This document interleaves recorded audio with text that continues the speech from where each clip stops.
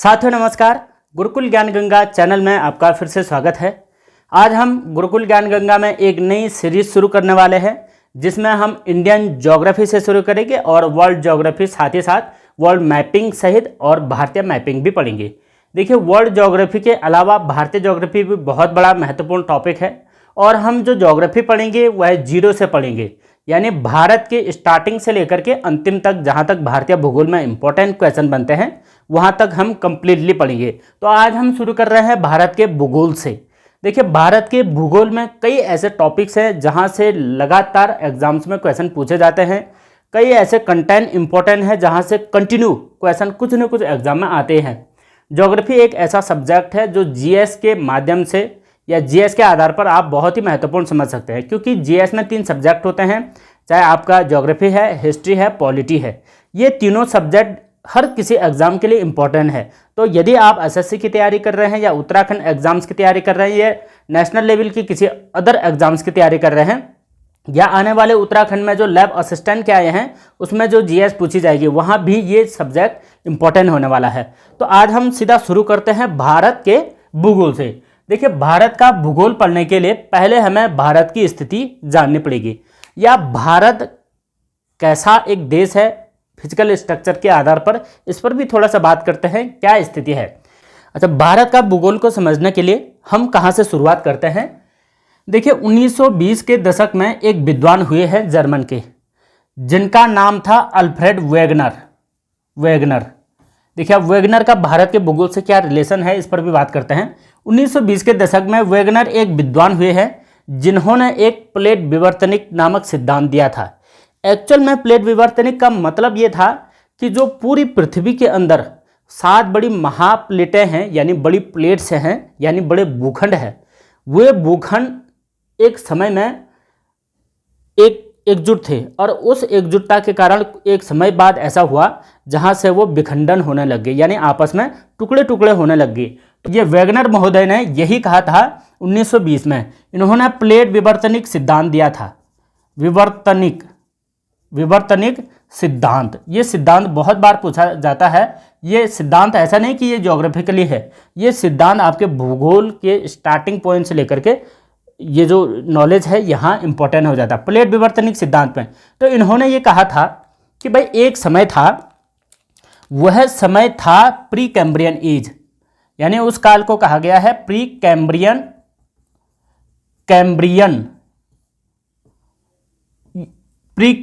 काल कहा गया है। और इस प्री कैम्ब्रियन काल में यह बताया गया था वेगनर के अनुसार कि भाई एक समय की बात है, ये पूरी पृथ्वी एक महासागर और एक भूखंड था। एक्चुअल में जो महासागर था वो था पैंथालासा महासागर था, और इसके बीच में एक भूखंड था जिसका नाम था पैंजिया महाद्वीप। ये एक काल्पनिक थॉट भी है, या इस तथ्य को हम प्रमाणिक मानते भी हैं। किस तरीके से, जैसे यानी आज की भारत की या विश्व की जो प्लेटें हैं या विश्व की जो स्थिति है वो इन आधारों पर सही प्रमाणिक भी होती है।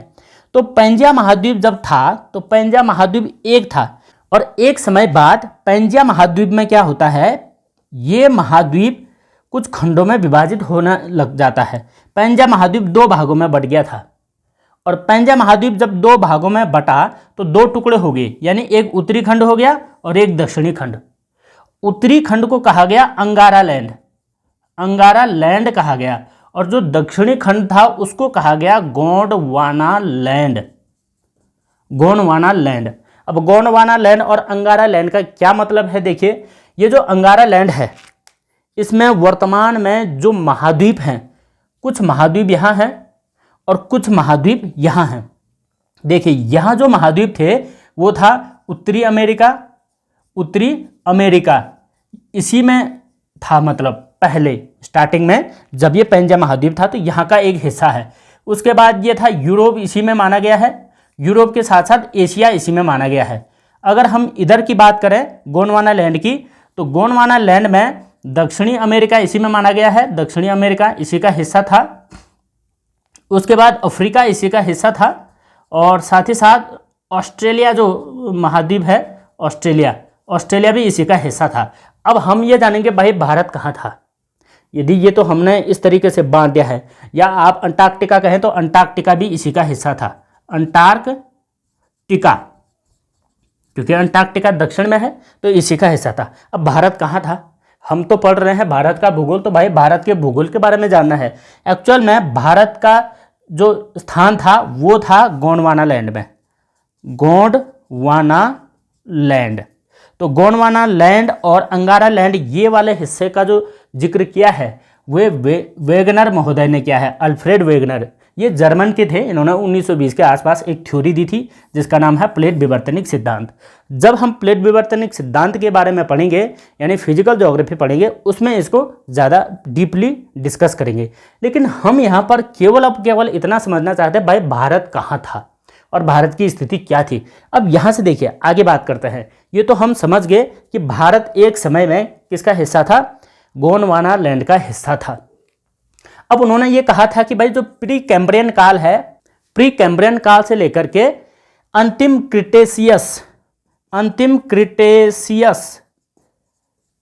क्रिटेशियस काल के आसपास ये जो गोंडवाना लैंड था और अंगारा लैंड था, इनमें विभंजन हुआ। देखिए विभंजन का मतलब क्या है, ये भी आपस में बटने लग गई, क्योंकि पृथ्वी की जो घूर्णन स्थिति है, यानी घूर्णन गति है, या पृथ्वी का जो परिभ्रमण और परिक्रमण दोनों जो गतियां हैं, इनके कारण पृथ्वी के जो आंतरिक प्लेट्स हैं या भूखंड हैं, ये आपस में गतिमान हुई और वर्तमान में भी गतिमान हैं। अब उसके बाद होता क्या है, इस काल में लगभग ये काल माना गया है 6.5 करोड़ वर्ष पूर्व, यानी 6.5 करोड़ वर्ष पूर्व भारत के निर्माण की प्रक्रिया हो चुकी थी। अब वो कहाँ से हो चुकी थी, गोंडवाना लैंड से भारत टूट रहा था। अब आगे स्थिति देखते हैं क्या हुआ।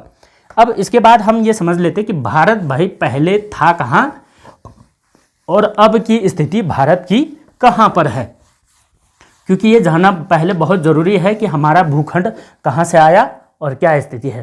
देखिए अभी जब हम महाद्वीप के बारे में पढ़ते हैं तो विश्व में टोटल 7 महाद्वीप हैं पूरे ग्लोब में, उनमें से एक महाद्वीप है, इस तरीके से आपने देखा होगा, यदि आप भूगोल का मानचित्र यदि देखते हैं तो वहाँ पर इस तरीके से एक चित्र बनता है। ये मैं शॉर्टली बना रहा हूँ, ये आप अभी केवल समझने के लिए। ये शॉर्ट इसलिए बनाया क्योंकि ये है अफ्रीका महाद्वीप, अफ्रीका, और हमारा भारत है यहाँ। अफ्रीका और भारत का क्या संबंध है, देखिए अफ्रीका और भारत का यदि आप हिस्ट्री पढ़ते हैं वहाँ पर भी अफ्रीका और भारत का संबंध देखने को मिलता है। तो अफ्रीका का जो ये वाला हिस्सा है, ये वाला हिस्सा यानी पूर्वी जो तट है, यहाँ पर एक मेडागास्कर द्वीप समूह भी है। ये वाला जो हिस्सा है, कहा यह जाता है कि एक समय में भारत यहाँ था, इस हिस्से में था। ये जो भारत का पश्चिमी भाग है और ये अफ्रीका का पूर्वी भाग है, ये आपस में मेल खाते हैं। एक्चुअल में केवल मेल इतना नहीं खाते कि भाई आकार एक जैसा है, नहीं, केवल इससे मतलब नहीं है। दरअसल ये मतलब भी है कि भारत के जो यहाँ की भौगोलिक स्थिति है, यहाँ की मृदा है, यहाँ के पर्वत पठार हैं जो, वो लगभग यहाँ से मेल खाते हैं। वनस्पतियाँ भी यहाँ और यहाँ के लगभग मेल खाते हैं, इसीलिए लगता है कि भारत कभी इसका हिस्सा था। और जो यहाँ ज्वालामुखी फटे हुए हैं या यहाँ के जो ज्वालामुखी मृदा है, वो ज्वालामुखी मृदा भारत के यहाँ दक्कन के पठार में भी मिलती है। इसीलिए ये प्रमाण होता है भूगोल में कि भारत कभी इसका हिस्सा रहा है और भारत ने यहाँ से मूव किया है, भारत ने यहाँ से मूव किया है। अब देखिए स्टोरी कैसे हुई, भूगोल में कैसा परिवर्तन हुआ। भारत ही एक दुनिया का मात्र ऐसा देश है जो भौगोलिक आधार से भी बड़ा यूनिक है। यूनिक कैसे, क्योंकि भारत था पहले गोंडवाना में। देखिए ये अफ्रीका में गोंडवाना, अफ्रीका भी गोंडवाना में ही था, गोंडवाना लैंड। भारत भी गोंडवाना लैंड का हिस्सा था, लेकिन भारत यहाँ से गोंडवाना से जाकर के भारत यहाँ, उसके बाद एशिया जो महाद्वीप है, एशिया महाद्वीप से जाकर के टच हो गया और मिल करके कहाँ चला गया, यानी गोंडवाना से कहाँ पहुँच गया, ये अंगारा लैंड में। यानी भारत की जो मूल स्थिति थी वे थी गोंडवाना लैंड में और मूव करके कहाँ चला गया, अंगारा लैंड में। यानी इसके जो मूव करने की जो दिशा थी वो उत्तर पूर्व थी, उत्तर पूर्व। उत्तर पूर्व की दिशा में इसने मूव किया। इसलिए भारत आज जो है एशिया का देश है, लेकिन एक समय की बात है भारत अफ्रीका में था, लेकिन भारत ने यहाँ से मूव किया। इसीलिए हम ये देखते हैं कि भाई भारत में जो एक नवीन वलित पर्वत श्रृंखला है, वो जो यहाँ से हिमालय बनी हुई है, नवीन वलित पर्वत श्रृंखला, ये उसी के बाद बनी है जब भारत यहाँ से मूव करके यहाँ गया और यहाँ जब ये एशिया से टकराया तब यहाँ पर्वत श्रेणी बन गई। अदरवाइज भारत में इस प्रकार के पर्वत श्रेणियाँ नहीं थी। तो क्वेश्चन कई बार ये भी आता है कि भाई विश्व की सबसे नवीन वलित पर्वत श्रेणियाँ कौन सी है? तो नवीन वलित पर्वत श्रेणी है हिमालय, जो कि भारत में है। इस तरीके से भारत का निर्माण हुआ। देखिए, अब ये तो हम समझ गए भाई भारत कहाँ से कहाँ को मूव किया और भारत किस गोलार्ध से किस गोलार्ध।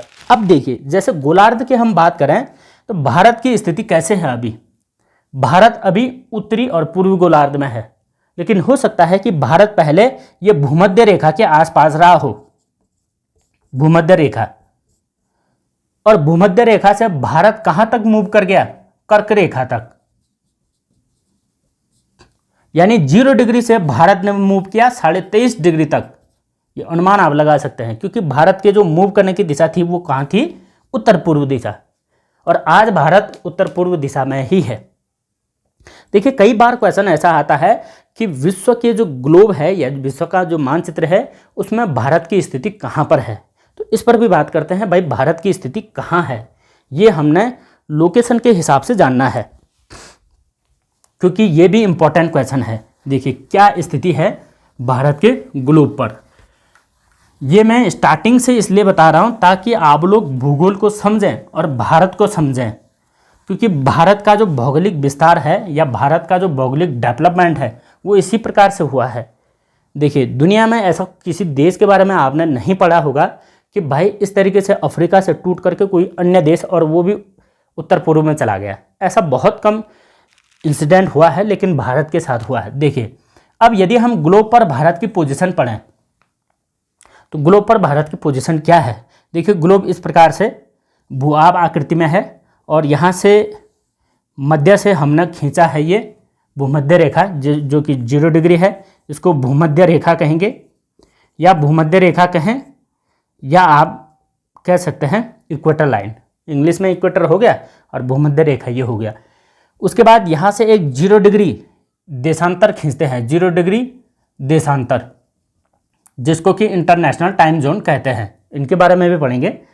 ये 0 डिग्री यहाँ पर है, ये मिडिल से जा रही है पृथ्वी के, और ये 0 डिग्री जो है ये भी पृथ्वी के मिडिल से आ रही है। अब भारत की स्थिति देखिए कैसे है। भारत यहाँ से तकरीबन 68 डिग्री 7 मिनट दूरी आगे है भारत की पूर्व की तरफ। ये हो गया हमारा पूर्व और ये हो गया जी उत्तर, और यहाँ पश्चिम हो जाएगा, ये दक्षिण हो जाएगा। अब यहाँ से अगर बात करें तो यहाँ से भारत की स्थिति है उत्तर में, उत्तर, और उत्तर की बात करें तो ये तकरीबन 6 डिग्री 4-5 मिनट उत्तर है, या आप ये समझा 8 डिग्री 4 मिनट, 8 डिग्री 4 मिनट, उस पर 6 डिग्री पर भी बाद में बात करेंगे।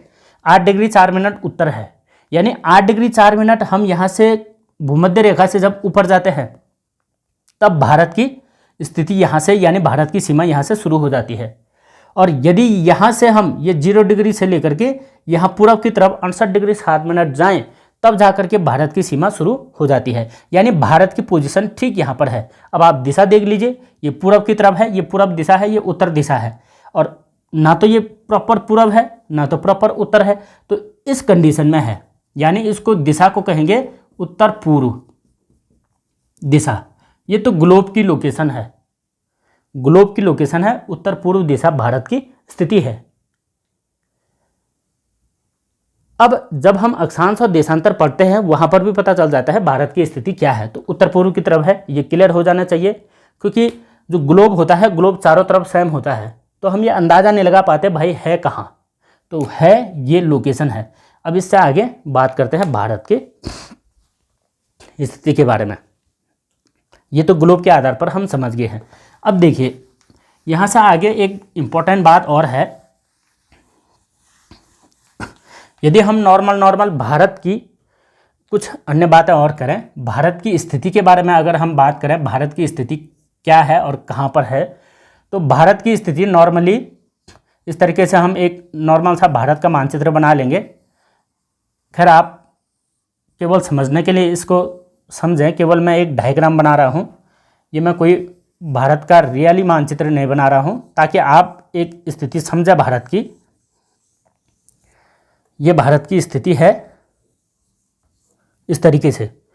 और भारत देखिए, तो अक्षांश और देशांतर की हम बात करें, अक्षांश और देशांतर की बात करें, कहाँ पर क्या कंडीशन है। देखिए भारत चारों तरफ से अक्षांश और देशांतर रेखाएं आप खींच लीजिए इस तरीके से। कई लोग ये होते हैं कि भाई इस चीज़ को समझ नहीं पाते हैं क्लियरली, आखिर ये क्या माजरा है या क्या स्थिति है। अब हम अगर बात करें भारत की ग्लोब पर अक्षांश और देशांतर की स्थिति क्या है, देखिए ये जो इस तरीके से सीधी पड़ी हुई लाइन जाती है, इसको बोला जाता है अक्षांश रेखा, अक्षांश रेखा। और जो ये खड़ी जाती है इसको बोला जाता है देशांतर, देशांतर रेखा, यानी दिशाओं का अंतर करने वाली रेखा। ठीक, देशांतर रेखा और अक्षांश रेखा। यहाँ भी अक्षांश रेखा होगी, ये भी अक्षांश होगी, ये भी देशांतर होगा, ये भी देशांतर होगा। अब यहाँ से जो देशांतर या अक्षांश की जो स्थिति है, भारत यदि दक्षिण में बात करें, यहाँ पर जो मुख्य रेखा है या मुख्य अक्षांश रेखा है वह होती है 8 डिग्री 4 मिनट उत्तरी अक्षांश, उत्तरी अक्षांश। अब फिर से हम ये कहेंगे भाई ये तो भारत के दक्षिण में है, ये उत्तरी कैसे हो गया? उत्तरी इसलिए हो गया क्योंकि मैंने बताया था अभी ग्लोब में कि भारत की स्थिति उत्तर में है, यानी 0 डिग्री रेखा से उत्तर की दिशा में जो भी रेखाएं होती हैं उसे हम उत्तरी अक्षांश ही कहते हैं। तो ये 8 डिग्री 4 मिनट उत्तरी अक्षांश से भारत की सीमा प्रारंभ हो जाती है। और यहाँ पर ये जो रेखा है ये है 37 डिग्री 6 मिनट, कहाँ? उत्तर जम्मू कश्मीर के ऊपर। और यदि इधर बात करें पश्चिम की तरफ तो ये 68 डिग्री 7 मिनट। अच्छा ये उत्तरी अक्षांश हो गया, ये भी उत्तरी अक्षांश। ये कंफ्यूज मत करना कि दक्षिणी अक्षांश या उत्तरी अक्षांश, अंतर मत करना।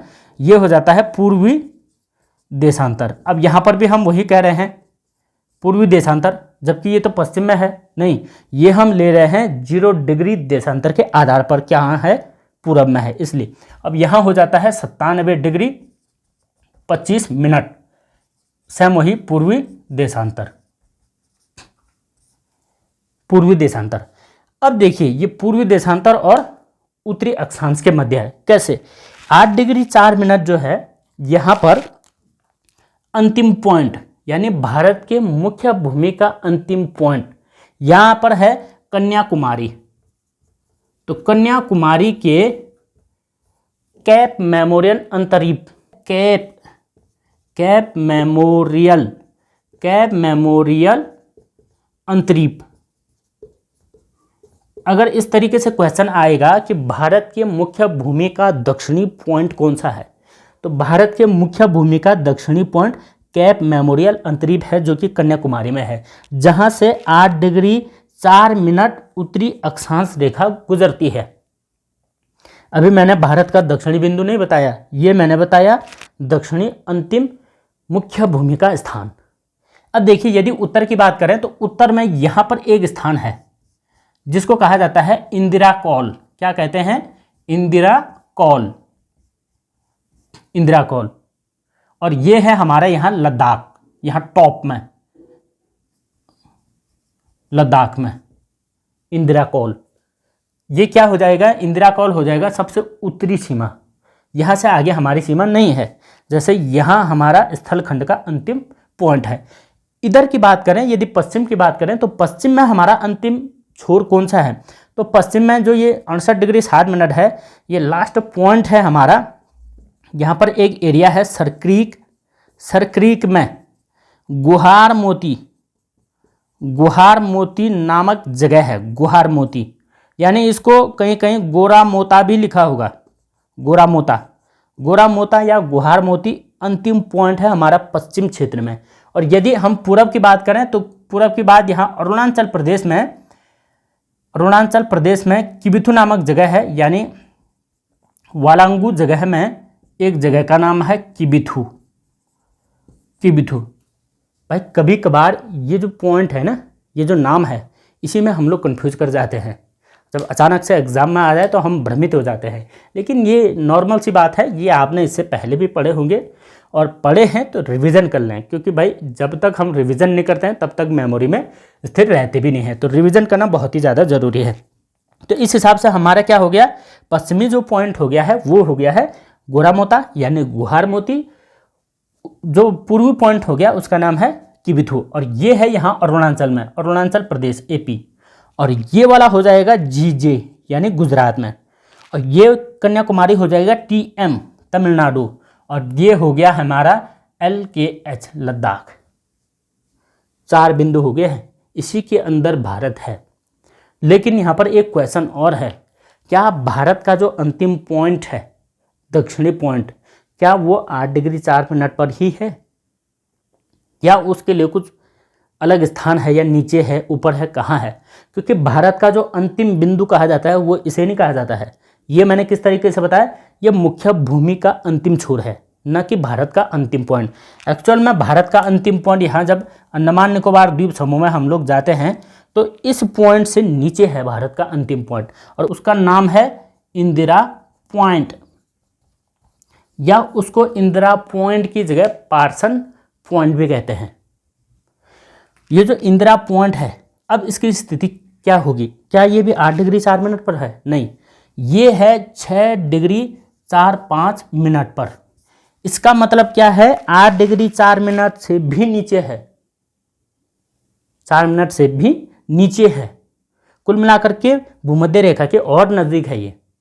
और भूमध्य रेखा से जो ये पॉइंट है, इस पॉइंट की टोटल दूरी जो है वो 876 किमी है। भूमध्य रेखा से सीधा उत्तर को 876 किलोमीटर, भूमध्य रेखा से ज़्यादा दूर नहीं है, कम ही है। इस तरीके से हमने अंतिम पॉइंट भी पढ़ा, यहाँ उत्तरी पॉइंट भी पढ़ा, यहाँ ये पूर्वी पॉइंट भी पढ़ा, उत्तरी पॉइंट भी पढ़ा, पश्चिमी पॉइंट भी पढ़ा, और दक्षिणी 2 पॉइंट हमने डिस्कस कर लिए हैं। अब देखिए, इसमें कुछ चीज़ें और जान लेते हैं। ये तो हमने जान लिए हैं, ये बहुत ही ज़्यादा इंपॉर्टेंट है। इसके अलावा भी अन्य और है। देखिए, कुछ अन्य इसी के ऊपर हम डिस्कस करते हैं। उम्मीद है कि आप ये स्थिति समझ चुके होंगे। ये भारत की भौगोलिक स्थिति, ये समझना बेहद ज़रूरी है। यदि आप भूगोल को स्टार्टिंग से पढ़ना चाहते हैं तो इस चीज़ को समझना बहुत ही ज़रूरी है, क्योंकि भाई ये बार बार भूगोल में पढ़े जाते हैं। भूगोल पढ़ना है तो अक्षांश और देशांतर आपको क्लियरली याद होना चाहिए। इसके अलावा मैं अक्षांश और देशांतर वाला एक कंप्लीट चैप्टर भी बताऊंगा आपको, उसमें सभी चीज़ें जानने को मिल जाएंगी। अभी हमने केवल भारत के हिसाब से देखा। देखिए, भारत जो है एक ऐसा देश है, दुनिया का भारत एकमात्र देश है, एकमात्र देश, भारत एकमात्र देश है जिसके नाम पर एक महासागर का नाम है। अब आप जानते हैं महासागर का नाम है, कौन सा है? देखिए, महासागर का नाम है, यहाँ से नीचे हम जानते हैं, उसका नाम है हिंद महासागर। हिंद महासागर।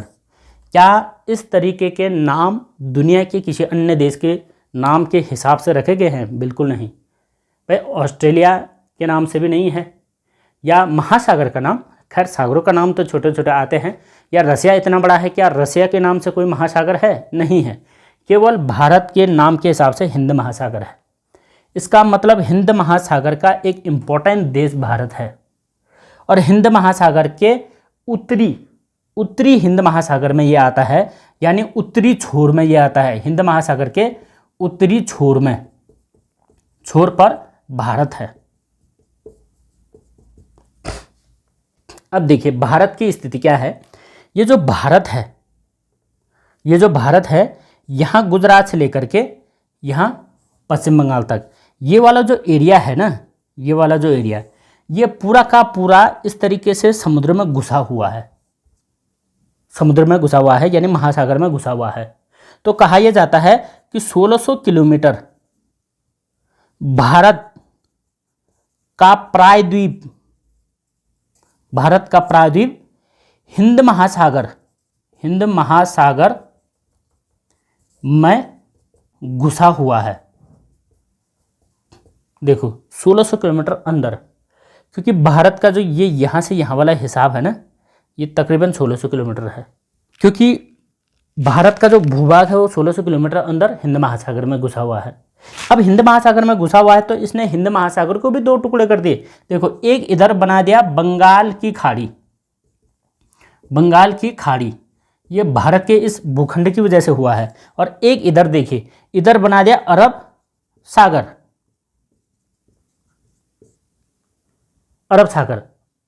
अब यहां पर क्या है, इस बंगाल की खाड़ी और अरब सागर को दो भागों में बांटने के बाद भारत का जो ये वाला हिस्सा है, ये वाले हिस्से को कहा जाता है प्रायद्वीप। देखिए, प्रायद्वीप एक ऐसा हिस्सा होता है जो समुद्र से तीन ओरों से घिरा हो, यानी तीन ओर से जो समुद्र से घिरा हुआ हिस्सा होता है उसको प्रायद्वीप कहते हैं। क्या कहते हैं? तीन ओर से समुद्र से घिरा हुआ, उसे कहा जाता है प्रायद्वीप। तो भारत का ये वाला हिस्सा भी एक प्रायद्वीप है।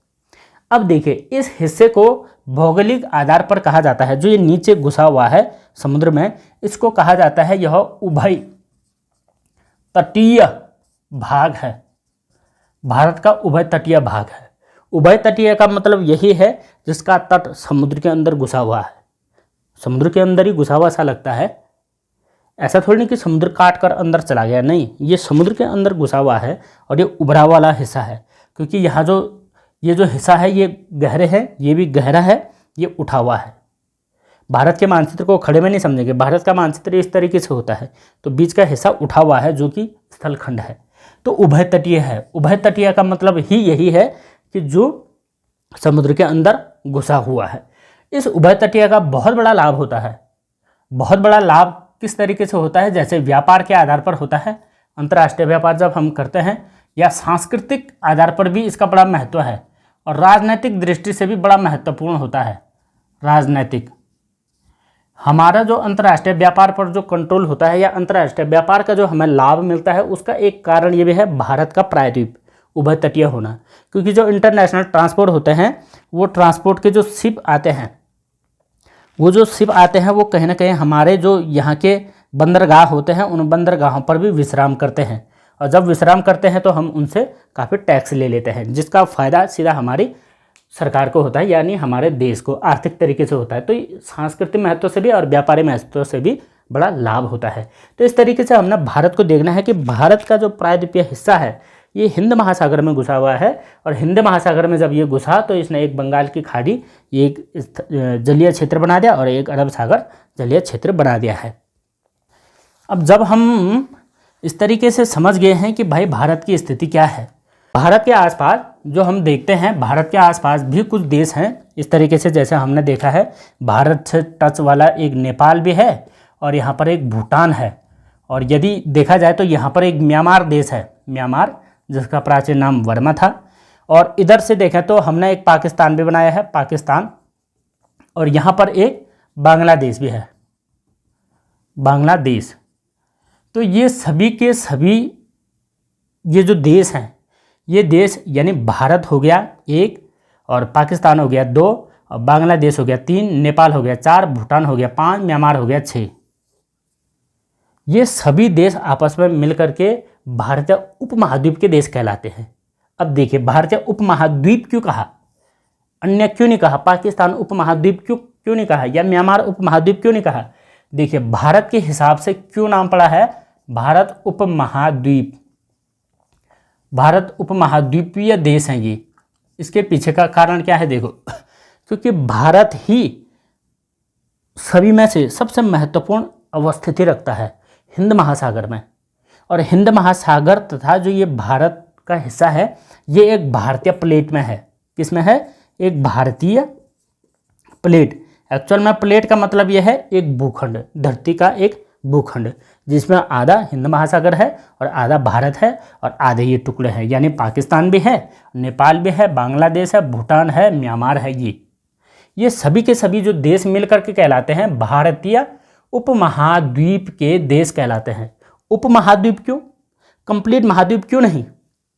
क्योंकि जो कंप्लीट महाद्वीप की जो प्लेट है यानी उनका जो भूखंड है उनका हिस्सा बहुत बड़ा है, उतना भारत का हिस्सा नहीं है। फिर एक कारण ये भी है कि भारत की जो स्थिति मैंने इससे पहले बताई वो पहले अफ्रीका कॉन्टिनेंट के साथ था, वहाँ से टूट करके ये इधर एशिया में आया है। और उपमहाद्वीप इसलिए भी कहा गया है क्योंकि ये अपने जो लैंड है यानी भारत की जो एक स्थिति है, जो ये प्लेट है उसमें एक से अधिक देश हैं, अकेला नहीं है। और ये कंप्लीट एशिया में भी नहीं है। क्यों नहीं कंप्लीट एशिया में? क्योंकि एशिया का हिस्सा पहले था ही नहीं, पहले तो कहीं अफ्रीका से आया है और इसमें ये कुछ देश और हैं, इसलिए उपमहाद्वीप हो गया।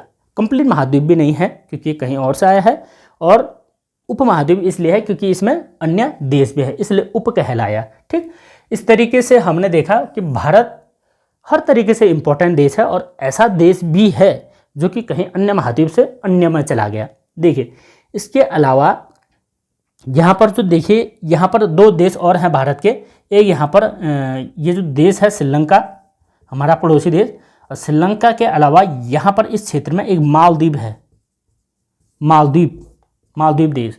तो ये भी दक्षिण एशियाई देश कहलाते हैं। दक्षिण एशियाई देश बहुत इम्पोर्टेंट है व्यापारिक दृष्टि से, क्योंकि यहाँ से यूरोप तथा पूर्वी एशियाई देशों के बीच व्यापार होता है। और जब ये व्यापार होता है तो इन देशों को बहुत बड़ा लाभ मिलता है ट्रांसपोर्ट का। इसलिए भारत उपमहाद्वीप का जो हिस्सा है ये आपस में आर्थिक दृष्टि से भी बड़ा महत्वपूर्ण है। तो ये थी हमारी आज की स्थिति, और इसमें हमने पढ़ा कि भाई भारत की अवस्थिति वर्ल्ड मैपिंग में किस हिसाब से है और कहाँ से इंपॉर्टेंट क्वेश्चन आ सकते हैं। कई बार क्या होता है, हम लोग पढ़ तो लेते हैं लेकिन याद नहीं होता है। याद नहीं होने का मतलब ये है हम लोग थ्योरी पढ़ते हैं। देखिए भूगोल एक ऐसा इंटरेस्टिंग विषय है जिसको बिना चित्र के बिल्कुल नहीं पढ़ा जा सकता है। यदि आपके दिमाग में भूगोल का मानचित्र या चित्र छप गया, आपके दिमाग में भूगोल छप गया, और अगर हम किताबों से एज ए थ्योरी पढ़ना शुरू करेंगे तो वो कभी दिमाग में नहीं घुसता है। तो भूगोल को पढ़ने के लिए आपको मैप बनाना या मैप से पढ़ना बहुत ज़रूरी है। इसके लिए आप या एटलस का सहारा ले लीजिए या इस तरीके से प्रैक्टिस कर लीजिए। प्रैक्टिस करने से ही भूगोल याद होता है। काफ़ी इंटरेस्टिंग सब्जेक्ट है लेकिन उसको पढ़ने की शुरुआत करनी पड़ेगी, और आज हमने शुरुआत यहाँ से कर दी है। तो हमने अभी कई चीज़ जान ली है भारत के भूगोल में। भारत किस भूखंड का पहला हिस्सा था? गोंडवाना लैंड का, और ये आया अंगारा लैंड के साथ मिल गया। उसके बाद भारत की बात करें तो अफ्रीका कॉन्टिनेंट के साथ इसके प्रमाण पाए जाते हैं। उसके बाद ये एशिया पर टकराए है। भारत की बात करें तो हिंद महासागर का एक उत्तरी खंड है जो कि हिंद महासागर में घुसा हुआ है, और इसके जो इसके आसपास के देश हैं, ये देश और भारत सहित मिलकर के आपस में एक भारतीय उपमहाद्वीप कहलाता है। और ये जो भारत की स्थिति है ये भी हमने बताया कि भारत भाई पश्चिम से कौन सी स्थिति में है? 68 डिग्री 7 मिनट, और पूरब में 97 डिग्री 25 मिनट, उत्तर में 37 डिग्री 6 मिनट, और दक्षिण में मैंने 2 पॉइंट बताए। पहला बताया भारत का मुख्य भूमि का अंतिम पॉइंट, और फिर दूसरा बताया इंदिरा पॉइंट जो कि 6 डिग्री 4-5 मिनट पर स्थित है। तो ये सब कुछ हम बेसिक सी चीज़ें हम याद रखेंगे, और यहाँ से आगे कंटिन्यू हमारे ज्योग्राफी की क्लास आएगी। इसको आप लगातार बने रहें और अपने दोस्तों में भी शेयर करें। हम इसमें बहुत अच्छी चीज़ें या बहुत अच्छे तरीके से मैं प्रेजेंट करने वाला हूँ। आप कंटिन्यू हमारे चैनल पर बने रहें, दोस्तों के साथ भी शेयर करें, और यदि आप चैनल पर नए हैं तो सब्सक्राइब करना बिल्कुल न भूलिएगा। जय हिंद।